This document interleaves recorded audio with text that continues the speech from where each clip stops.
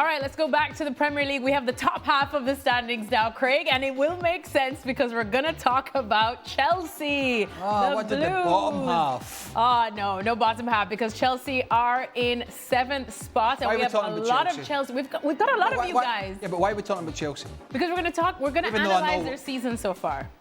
To be We're going to analyze. We have Mario back. 3 of you for Chelsea. Exactly, we have 3 ex-Chelsea boys here. If anybody says world champions, you're out. I won't say. Go on then. What? Get out. Yeah, but I was You just said it. You just said it. You just said it. Can I leave? Craig will happily leave right now. Just tell him I said you could go. If you said I can go, I'm good. No, but we just want to try. Mario, let's start with you on this one then. Looking at Chelsea's season, how much we can read into it so far. 7th position. Not going to mention the world champions thing because I'm tethered to the table, so I can't really leave or walk out. But how would you analyze Chelsea's season so far? I think it's a team that comes back. We cannot call it, so like Craig said, but they came out of the trophy, started the season off, and had some glimpses, of course, you understand. I think, of course, people will look at the injury, but you also have to remember you have a team full of numbers. So they have a big injury list. But if you look at the games that they played, some of the games I also like, some were surprise losses, and some were like, clearly, like you could see, like, okay, they lost against Brighton. That one was, I think, one of the ones that hurt them really badly because they outplayed them really by far. And so for me, like when I watch them, I see like there is still something, you know, like you see those young boys and they're trying really hard and doing it, but some of the key things are not clicking. And when you have big games, like I given the last couple of games, like I saw Caicedo play, for example, also injured. Fernandes couldn't make it to his own team now, also got the injury. And of course, one of the key figures is Palmer for that team. And he's out, and it looks like he's going to be out for a longer period of time. So that's going to be a really, really big miss for them. So that means there's 3 players in the middle of the park of your team. It's not going to look as steady as they're trying to get it. Well, 2 of those games in the last 3. So the Liverpool game, they were excellent. I think we all agree. The way that they pressed, the way that they played, the tempo, their creativity, and they defended. They had, the back 4 was a makeshift back 4. I think they had 10 injuries. The other 2 games were, the Brighton game they dominated, but again, these 2 games, Brighton and United, hinged on red cards. João Pedro, who got sent off, I think he just come on. In the Brighton game, that turned that game. Brighton got late goals. The Man United game was a difficult one to judge. United won, but Sanchez was sent off in 5 minutes. And then Maresca had some sort of panic up. All right, Cole Palmer got injured, had to take him off. But he substituted Neto and somebody else. I can't remember who it was. Was it Esteval? He substituted 2 players very, very early. He just had this panic. And that never left him in the outball. So United really penned them in. So those games are difficult to judge. In terms of the season. The Liverpool game, if they could somehow take that consistency, that type of performance into most weeks, then they're going to have a good season. But again, the disciplinary issues, João Pedro wasn't terrible, but it was a high boot. He was already on a yellow. And Robert Sanchez he came out and made a bad decision, and it was always going to be a red. Those things are going to cost you. Did we see the real Chelsea in the Liverpool game? That's the big question going forward. Right. Yeah. Can they produce that every time they step on the field? Most weeks. Now, the majority of teams in the Premier League this year can't do that. So they're not alone. But along with the red cards, along with the injuries, along with the questionable decisions from the manager, they've never quite been able to put just any sort of run together. And that is why they're in 7th. Because talent-wise, they should be way up the table. But they can't get it together. But as I said, the majority of the teams in the Premier League are in the same position. Well, Frank, Mario mentioned it, and we always kind of poke fun at it when we're talking about Chelsea, just the fact that they do have a lot of bodies. We know about their squad numbers already, but looking at this Chelsea now, what would their best 11 be, in your opinion? Well, the best 11 will be with centre-backs not injured already, with Tozin and Colwill. That's for me key because they lost Badiashile and Uchimpong as well.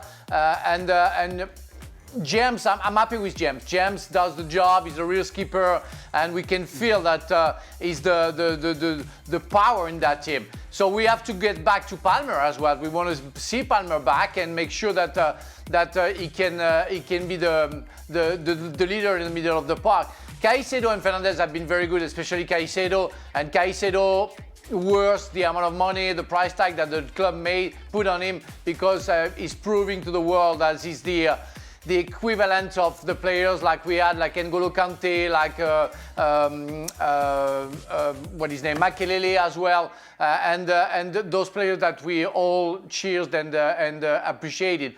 I'm really fan of Neto. That's why I put him. I'm more on the right side, but in the way that I want them to play, I think the only position that he can go is on the left side. But that team, like Stevie said, and like any other team, they have a lack of consistency. If they can get that a little bit more consistency, less players injured after, less disciplinary errors, yeah, they can have a good season. But we can see sometimes the best against Liverpool and the worst, I would say, against Brighton. And that's what it is. I just think he's got too many mistakes in him. When the ball goes back to his feet, And then Sanchez. Robert Sanchez, he takes all these chances.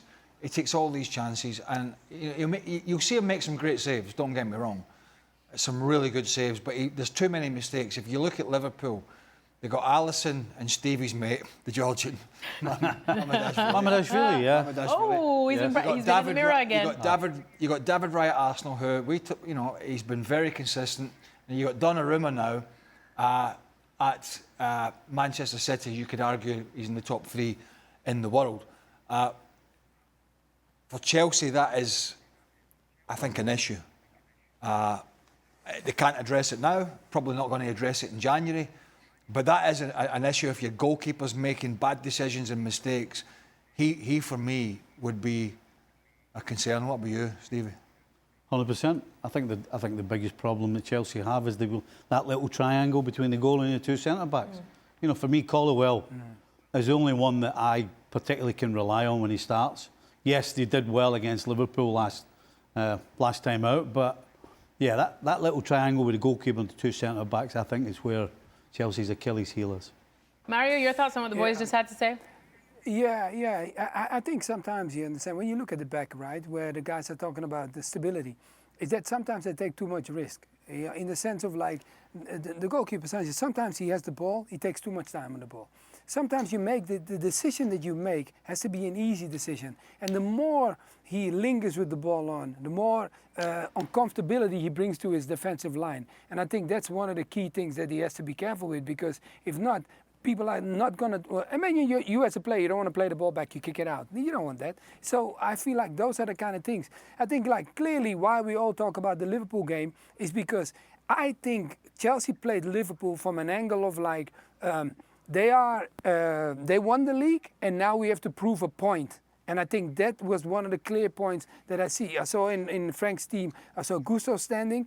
Gusto played against McAllister, for example, what we talked about. He didn't even focus on the game. He was just clearly focusing on him.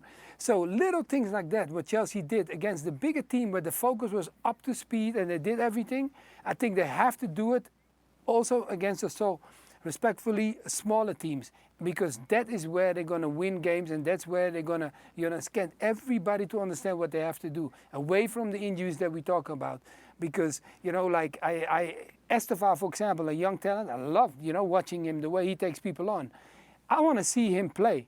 But he cannot play when you have a young player coming into a team if the team is not stable yet, because then he will start drowning too. So in that sense, I hope the young talents that really want to make the game and influence the game, I hope the team picks it up, because if not, it will be even harder for the young talents to break in. The fullbacks have been affected, haven't they? I mean, if you're playing the game today, you'd want... If we were playing the game today, you'd want to punch Cucurella. But he's effective. Yeah, he's effective. No, I mean, he's right. If there was one player playing today, you say, who would you want to lay one on? It would probably be him. But he's effective. Yeah. He's a nuisance and he's effective. And I tell you what, he ran. He asked the question of Mo Salah in the Liverpool game: do you want to run that way? Do you want to run back? Because he powered forward. And on the other side, Reece James, he looked as if his career was going to be a difficult one with injury. Yeah. But touch wood for him, he seems to have put that behind him, and he's a good footballer. He's strong, he's quick, he can pass it, he can step into midfield, he can play centre-half. As long as he stays fit and Cucurella on the other side stays as lively and as whatever you want. As Annoying. possible. Annoying and all that sort of stuff. They are very, very effective. As Stevie said, it's whoever's in the middle two and the goalkeeper. That's kind of the area where they cough things up. If they can figure that out and put a run together, they could have a good season. I love that. Annoying but effective. I feel like that sounds Well, like... he is, isn't he? That sounds like us on ESPN FC. We're annoying but effective. Oh, we're hated. Well, people keep sending in their questions, so after the show, make sure to join us in for extra time. We've got Frank, we've got Mario, Craig, and Stevie. All got plenty questions for the boys, so you're going to want to tune in.